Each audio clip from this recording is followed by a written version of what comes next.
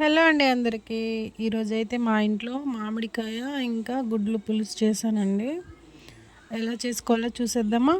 ముందుగా అయితే ఉల్లిపాయ, పచ్చిమిర్చి, కరివేపాకు అలాగే దంచుకున్న అల్లం వెల్లుల్లిని కూడా ఆయిల్లో వేసి ఫ్రై చేసుకున్నాను.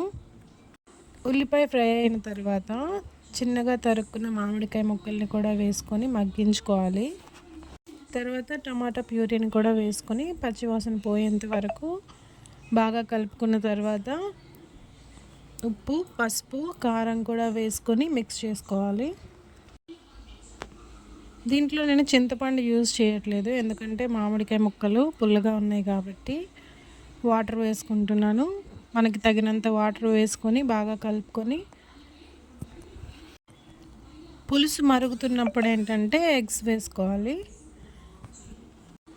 అంతేనండి, చాలా సింపుల్. ఇంకా ఫైనల్గా అయితే గరం మసాలా వేసుకొని కొంచెం కొత్తిమీర కూడా వేసుకొని దించేసుకుంటే టేస్ట్ అయితే చాలా బాగుంటుందండి.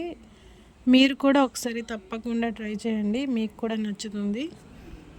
అలాగే ఛానల్ని సపోర్ట్ చేసి మీరు ఒక చిన్న లైక్ ఇవ్వండి, నాకు కూడా చాలా హ్యాపీగా ఉంటుంది. అలాగే సబ్స్క్రైబ్ చేసుకోండి. Thank you.